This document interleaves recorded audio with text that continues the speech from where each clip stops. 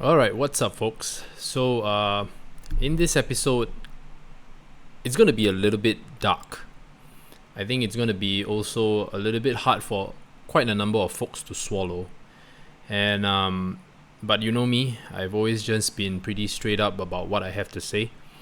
And it has been on my mind, in fact, ever so often, right? Because especially when the economy kind of is doing well, especially the stock market is doing pretty well. We had a little bit of bumps here and there. Of course, we've been in the bear market of crypto for since 2018.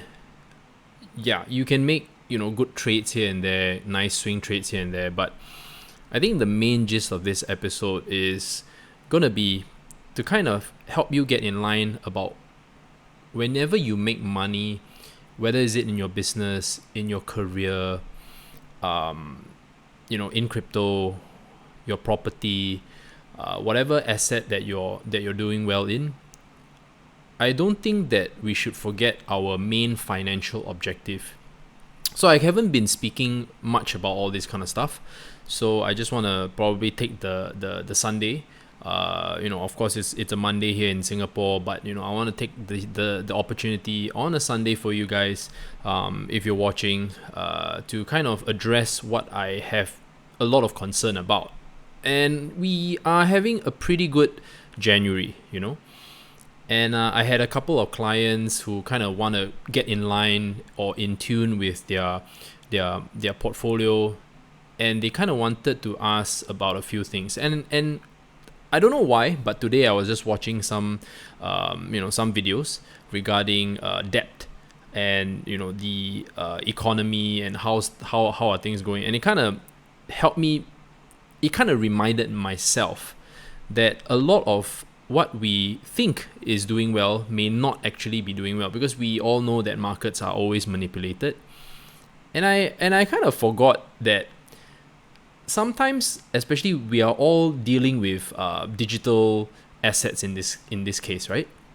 So we are obviously trading in crypto. A lot of the tokens are mostly BS, right? And it's just numbers going up and down. Let's just be very honest about that. And I was asking myself, hey, if there was a crash today, like a real hardcore financial crisis, we're talking about global depression, your savings rates are already existingly zero anyway, and you have all this debt, whether is it credit card debt, whether is it a mortgage loan, your education loan, stuff like that, just stuff that you usually put aside and you don't really care about, because hey, I can pay it off every month because I have a job, right? And especially if you're doing well in your job, your monthly salary is pretty comfortable. You're just comfortable, and it never occurred to you to kind of pay that loan off, because, like who talks about this kind of stuff? Like, ignorance is bliss, right? And I've always advocated to a lot of people, like always, even though I don't do it often enough, I usually tell my clients that when you have made money in whatever respect, whether you got a decently big bonus or you did well during the financial year of your business, or you did very well in crypto, in my case, like I do well in crypto, I usually clear off whatever I can in terms of debt. I do my best to always pay down the principal as quickly as possible, because I won't know whether I'll be prepared enough if the whole market just crashes on me. And not only that, right, the benefit is that I kind of work for myself, so I don't have an employer that I have to depend on to pay me a salary, right? And I'm very, very used to living pretty minimalistically, especially when I looked at certain things, and I realized that when you spend money, it's good. It's okay to spend money and reward yourself. But I think there are a lot of people who overspend, and they have a lot of outstanding debt, especially on their credit cards, that they conveniently just allow it to roll, or they have some kind of 0% interest installment plan or something like that, and it builds up, because when you allow that 0% installment plan to just roll, right? Yeah, sure, it's 0% interest, okay? But subconsciously, you're actually spending more than you should. Because most credit cards are never one-to-one of your basic salary, right? And that's the reason why I only have one credit card. Like, obviously I can have more than one, but I only decide to have one just in the event that, I am traveling, right? But I always prefer to just, have cash on hand because I never know when shit happens. And it kind of concerns me. That's why I'm kind of doing this video. There are a lot of people just forget because when times are good, right, people forget. And I always just want to take this time, especially when times are good. Crypto is picking up, guys. I am not upset with my portfolio like right now. I am, really happy, right? Everybody knows that I've been just accumulating positions through the whole damn bear market, right? And I take profits as and when. But whenever I take profits, guys, I always try to throw it back to either pay off my loans or pay off whatever I need to pay because I have 2 young children at the end of the day, right? So they are ongoing liabilities to me. And at the same time, I always build hard assets. Like, why do I say that? Hard assets, whether is it in precious metals, vintage stuff, right? Stuff that is tangible, by the way, not digital, okay? Tends to hold value very, very well. And I think a lot of people kind of, chuck all that aside. I personally did not mention that every time I always put a percentage into gold or silver. I still do that to this very day. And that was something that I mentioned in 2017. I'm not sure how many people to this very day actually diligently did that. Now, that was an incorrect play when I mentioned it was an investment. Now, the play that I'm kind of putting out across to you guys, and I sincerely hope you guys are watching and kind of listening, is an insurance where it's going to insure you in the event that the dollar or your currency goes down. Because I think a lot of people don't realize that their governments are broke. Their country is broke. And what kind of hit me most about some of the videos that I've been watching was that a lot of people don't realize that they may not have the pensions to pay you off when you retire. That is something that kind of hit me. I was like, wow, okay. So there are a lot of people that are going to get hurt. Obviously, I am not affected because I don't have a bloody pension. We kind of, in Singapore, we kind of stopped that a long time ago, right? We're talking about government servants not having pensions anymore, okay? So as a sole proprietor, as an entrepreneur, as an individual businessman, I don't have to do that, right? I don't even have that benefit, So I've always been fending for myself for the past 5 years, ever since I left my job, okay? And I realized that 90% of people, right, especially our own education system, right, kind of framed us to, in a way, build us up so that we can go into the workforce. So it's a whole cycle, right? It's a whole vicious cycle. And I was thinking, if I want my daughter to, would I want my daughters to be in this kind of system, right? I understand there is a foundation that they have to go through, right? Basic math, basically knowing how to read, Mandarin and English, or whatever is your mother tongue language. That's fine. But after that, there is zero education about finance. There's zero education about you learning how to manage money. There is zero education about what is debt. There's good debt, there's bad debt. No one teaches a shit thing in school. Zero. You can, even if you go to school and you start, maybe when you go to university, there are finance courses that kind of teach you that. But I learned everything the hard way. I never had that opportunity to learn all this stuff. And I'm concerned. I'm concerned for my fellow friends.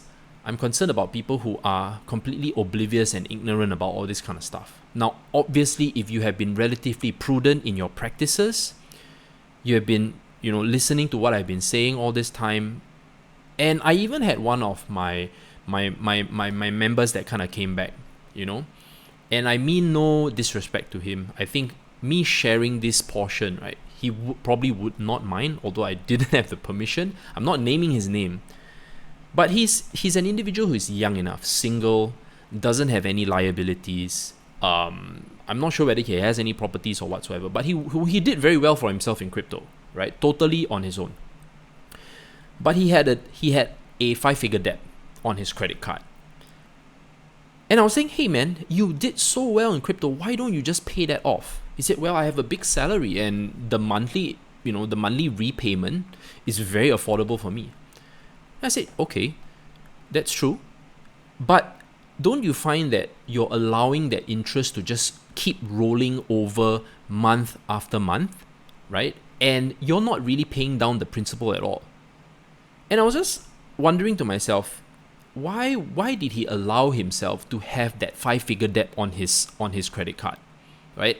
Sure, zero. You see, that's the thing. When you're young, I guess you kind of want to impress. It's totally understandable, okay? You want to impress. Even to this very day, I have certain things that I want, and there are certain things that I look at what other people have. I do have a little bit of envy myself. But you know what? Because I'm so much older now, it doesn't really get to me. Like, I clearly know exactly what and where I need to put my money, you know? But when you're younger, you tend to, you just feel that money is, your youth is actually your in Mandarin, they say that youth is usually your wealth. Youth is something that a lot of people kind of ignore. Like, when you're younger, you feel like, shit, man, I don't have any money. But one thing that you all have is youth. You all have time, but you may not be making a lot of money. That's the truth, right? And right now, to me, when he kind of said that, I'm like, dude, you have like both, and not only that, you have a great career. So why don't you just clear off your debt and start building on hard assets? Start building on assets that are able to generate you an income that you don't have to worry about. If you got fired, you suddenly lost your job, you're able to still function. You know what I mean? You got to plan ahead of things that you really don't expect to happen. I mean, I am not, and I never want anyone to lose their job, especially if you just got married, you have a mortgage to pay, you have your car loan to pay. If you can live with just one car, live with just one car. Stuff like that. I think a lot of people tend to want to keep up with the Joneses that they forget. I was like pretty much staying with my parents, right, into my 30s. I mean, I just be very frank, I was staying with my parents pretty much into my 30s. Only when I started making some real money that I decided to put my money into properties, right? That is something that I could only do very late, because Singapore properties are just so damn bloody expensive that you could never just buy a home straight up and pay in full cash. Not as a young 30-year-old that just started work. You only can still achieve a loan, right? And that's the most challenging part. And in other countries, I realized that you all can do it much easier because your salaries are pretty much comparable. But because you all have the land, right, and you all can afford, and there are homes available, sure, not basically in the city center, okay?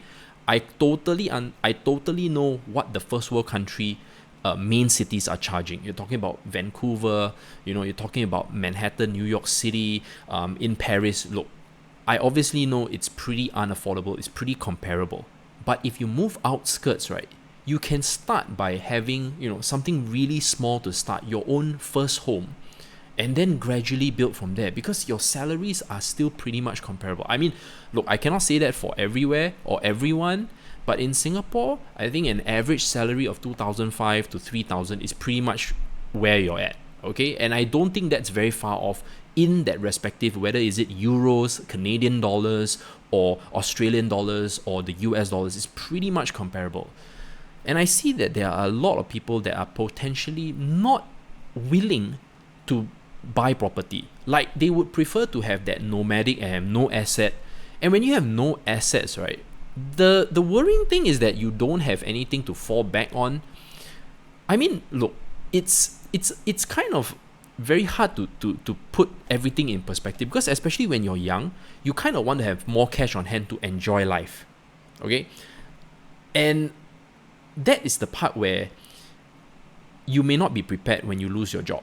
And I noticed that people are losing their jobs at a younger and younger age, or they kind of have trouble finding a job after graduating. It's like you're being smacked right at the middle. Like, I notice people start losing their jobs when they are late 30s to 40s, and when they graduate from university, right, they're having trouble finding a job. So end of the day, right, your lifespan in a job, right, is like 10 years. You don't even have the opportunity to work 20 years in a company, you know. You don't even have that luxury, because companies are always having trouble with cash themselves. You know, they may not be sustainable themselves. And a lot of people bang really hard on getting great at their role, their profession. Sure, you watching this, you may be a very minute, elite quality individual where, you know, you don't have to worry you're senior, upper management or whatever you are. But if you're watching this and you are a junior come mid management, and somehow you're just not getting there, right?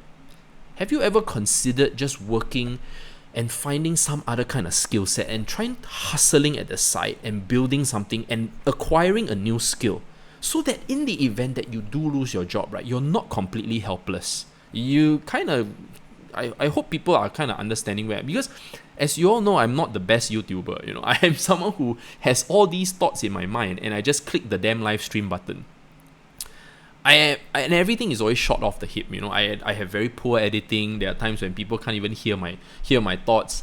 Yeah, so it's stuff like that, you know. But I just want you guys to make sure that you all understand the gist of this message and just be prepared, you know. And how you get prepared, right, is just acquiring more skills, or at least when you're making solid money, right, diversify into income generating assets, you know, that could potentially be worth something, especially when the economy crashes. You see where I'm coming from? It's not that easy, and obviously having more is better, but there's always never enough. And obviously so let's say when the crash happens, right? Let's say if a crash were to happen in next 3 to 6 months, are you prepared? Are you, in your current situation, are you prepared? You don't have to answer that. You don't have to put it in chat or in comments or whatever, you know, but just ask yourself, are you prepared enough that your family won't be jeopardized? You lose your job, you still are able to pay off for you. How are you going to pay for your mortgage? Like, how, right? You lost your job, you just have everything still, you know. The banks are still going to come after you, you know. They're still going to come after you. They're not going anywhere. Unless that bank happens to close down, that would be pretty interesting. But let's assume that, you know, the whole economy takes a hit on everybody. How are you going to survive? Do you have an asset that is able to generate you an income so that you can tide through that depressive period? And I don't want people to get upset about this episode. I really want people to think long and hard how they're going to do that, right? Do they have an emergency fund? You know, are they going to be able to kind of spring and start a new business? Because maybe you lost your job, suddenly you have this ability, or you have been developing this idea or a skill set or something like that, you know, and you were able to really focus full on, because human beings are like that. When they have their job, they're very comfortable, but when suddenly they lose that, right, it's like, shit, how am I going to start paying for all this stuff, you know? And that's why I've always been telling my clients, clear off your debt. Number one priority, clear off your debt. I've always said this, guys. Don't let your credit cards debt just overflow and you continue to just allow that to happen, you know. Never ever allow that to happen. If you have a small education loan, clear it off. If you have a mortgage that is like, wow, less than 50,000, you know, or obviously, you know, certain folks may not be able to do that, but pay down your principal so that you don't allow the interest to roll over for the coming year, you know, because they're always loading that interest to you, and as the loan goes by, obviously more goes into the principal. But this probably applies to folks who have a home. You completely know what I'm saying. And yeah, you know, it may suck. It may be painful, because that money that you used to pay off that particular large ticket item, right, could have been used to buy a very nice watch, or something luxurious, a nice family holiday. It's like, come on, man, Ryan, it's not gonna happen. I hope people are not that ignorant. I hope people are not that dumb that they can't see. I don't want to use the word dumb, but people are really very unaware of what's going on. And just because things are rosy in your neighborhood or within your circle doesn't mean that it's not happening. You know what I'm saying? And I hope, this Singaporean dude sharing this to you right now can kind of make you think a little bit. And at least, even if it doesn't happen in the next 6, 12, 24 months, you make the effort to prepare. You make the efforts that if you've been having that kind of cash on hand and you just didn't know what to do, maybe you should really start thinking about clearing that debt of yours, reducing it as much as possible. And prepare yourself, just in the event that shit really hits the fan on a global scale. At least you did your best, or you actually are honing some skills right now so that you can really make an income when that happens. Because you know what, businesses don't have to be big in order to be successful. Sometimes it can just be a solo effort. Like myself, I'm a solo effort, right? And I know for a fact that even if the market crashes, people are going to need my services because they need to know what to do, right? It's just like that. And obviously not everyone's going to go broke. There are people who have money, they want to know what to buy. And whatever asset class that is available out there, though I'm in crypto, I am also versed in other asset classes as well. You know what I'm saying? It's just a matter of what happens. And I'm just preparing myself, guys. And I just want you to be as prepared as well. And yeah, I mean, look, market's doing well, right? I'm not being a wet blanket, but I just want to put this out there since it's a Sunday and it kind of hit me. I want to quickly share it with you guys. And yeah, hopefully you guys learn something today as well.